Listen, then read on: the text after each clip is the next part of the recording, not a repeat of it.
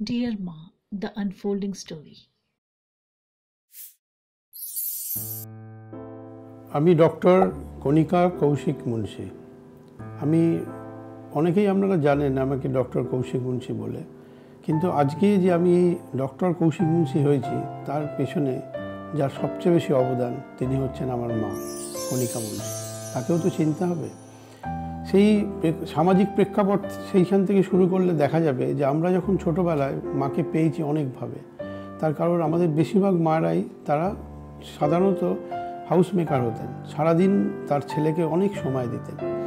ছোটোবেলায় প্রথম আমার একটা স্মৃতি মনে পড়লো যে যখন আমি প্রথম মায়ের হাতটা ছেড়ে স্কুলের যখন এই নার্সারির গণ্ডিটায় পা দিই, তখন যে সময়টা আমি মাকে ছাড়া থাকতাম সেই সময়টা খুব মনমরা থাকতাম। তারপরে বাড়ি ফিরে সারাদিন ধরে নানান রকম গল্প, তারপরে কবিতা পাঠ থেকে শুরু করে নানান সময়ের মধ্যে দিয়ে সময়টা খুব ভালো কাটতো। আবার কিন্তু মনে পড়তো পরের দিন সেই স্কুল, সেই হাতছাড়া সময় আবার শুরু হবে। তারপরে আস্তে আস্তে যখন আমরা বড় হলাম, 5, 6, 7, 8 এইভাবে পার করতে শুরু করলাম, প্রত্যেক সময় তার যে সদুপদেশ, তার যে গাইডেন্স, তার যে নানান রকম বকা ঝকা, আমরা অনেক ভুল করতে থাকি ছোটোবেলায়, সেটা তো তখন আমাদের বিচার বুদ্ধি তৈরি হয় না, কিন্তু তাকে সঠিক পথে নিয়ে আসার জন্য, সেটার জন্য যার সবচেয়ে বেশি অবদান সে হচ্ছে মা। হ্যাঁ, বাবাও আমাদের সাথে থাকতেন, বাবারও অনেক রোল প্লে আছে, কিন্তু মায়ের সাথে যে নারীর টান, সেটা যখন স্কুল থেকে ছুটে এসে মাকে ধরতাম জড়িয়ে ছোটোবেলায়, তখন সেই গন্ধটা থেকে শুরু হতো সেই তার সম্পর্কের জোড়া। প্রথমে একটা কথা বলি, তারপর যতগুলো সময় অনেক সময় আমাদের কী হয়েছে, কেরিয়ারের অনেক খারাপ সময় গেছে, অনেক ভালো সময় গেছে।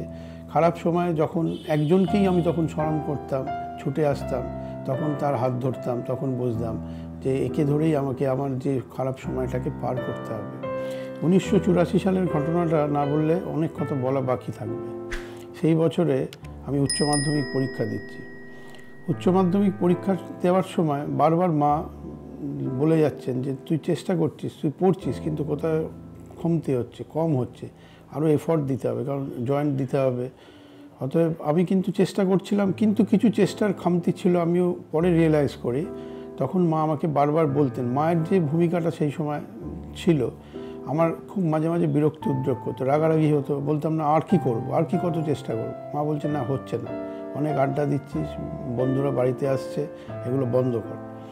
তারপরে যথারীতি পরীক্ষাতে সেই ভালো র্যাঙ্ক হলো না আমার, এবং আমি ডাক্তারিতে পেলাম না। ইঞ্জিনিয়ারিং পরীক্ষা দিয়েছিলাম, তাতে হয়তো শেষের দিকে র্যাঙ্ক ছিল, বাইরে যাওয়ার মতো আমাদের আর্থিক পরিস্থিতি ছিল না, বাইরে পাঠানোর মতো। তা সেই বছরে হঠাৎ আমি ঠিক করলাম যে না, আর পরীক্ষা দেবো না, আমি সাধারণ যে জেনারেল লাইনে, ক্যাটাগরি লাইনেই পড়ব। কিন্তু মা আমাকে বারংবার বলে যাচ্ছে যে না, তোকে ডাক্তার হতেই হবে, তুই চেষ্টা কর, আবার একবার পরীক্ষা দে। আমার সাথে দৈনন্দিন এই নিয়ে অশান্তি ঝগড়া হতো। কলেজে যেতাম, একটা সময় বুঝতে পারছিলাম যে আমি হয়তো হারতে চলেছি, আবার হয়তো পরীক্ষা দিলে হেরে যাব। নিজের ভেতরের কনফিডেন্সটা ফিরিয়ে আনার পেছনে মায়ের একটা বিরাট ভূমিকা ছিল। বারবার বলছিল যে না, তুই পরীক্ষা দে, যদি না হয় হবে না, কিন্তু চেষ্টা একটা কর। যাই হোক, অনার্স পড়তে পড়তে আরেকবার পরীক্ষা দেওয়া আমার পক্ষে খুব কঠিন ছিল, কিন্তু সেই সময় তখন যে মায়ের ভূমিকা আমি পেয়েছি, আজকে সত্যি ভাবতে পারি না যে উনি কী করে গেস করেছিলেন, কী করে আন্দাজ করেছিলেন না এটাই আমার সেই লাইন, এই কেরিয়ারের লাইন নয়, ইট মে চেঞ্জ, যে কোনো সময় চেঞ্জ হতে পারে।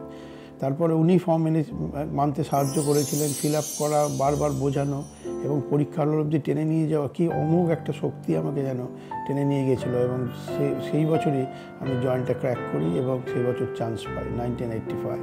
মা গেস করেছিলেন যে আমি যে কেরিয়ারটার মধ্যে আছি সেইটার একটা চেঞ্জ হতে পারে যদি আমি একটু এফর্ট দিই।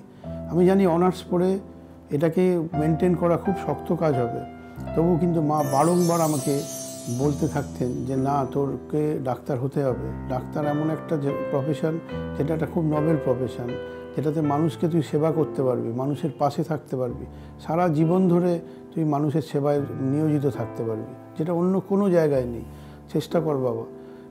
এবং পরে আমি রিয়েলাইজ করেছিলাম সেই সময় সেইখানে যদি চাপটা না দিতেন, মা যদি সেই ভূমিকাটা না দিতেন, সেটা একটা অসম্ভব প্রেশার।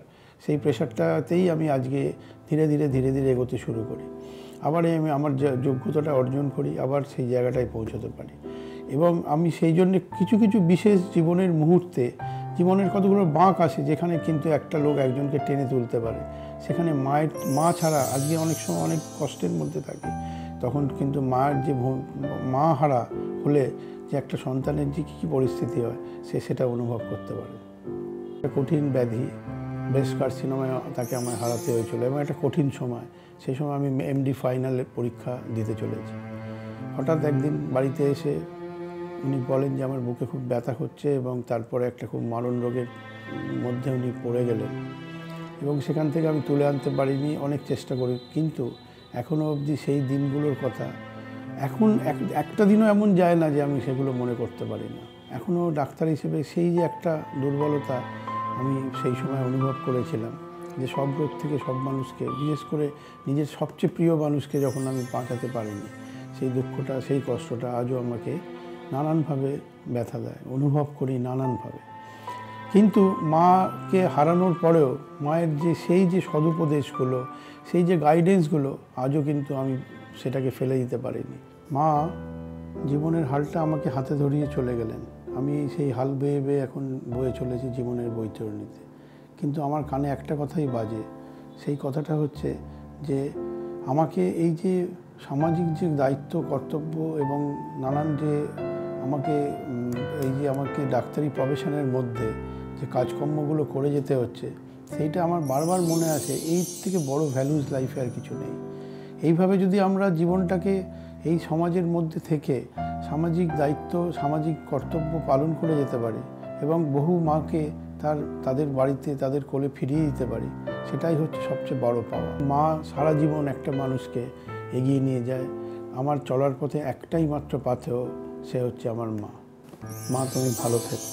নমস্কার।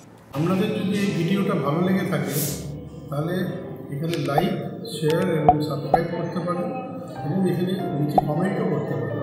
এবং আমাদের নিজেদের একটা ফেসবুক পেজ আছে, সেখানে গিয়ে আপনারা নিজেদের মায়ের কথা বলে একটা ভিডিও করে এখানে আপলোড করতে পারেন এবং আমাদের চিঠি লিখে জানাতে পারেন, তাহলে আমরা খুব বাধিত হব।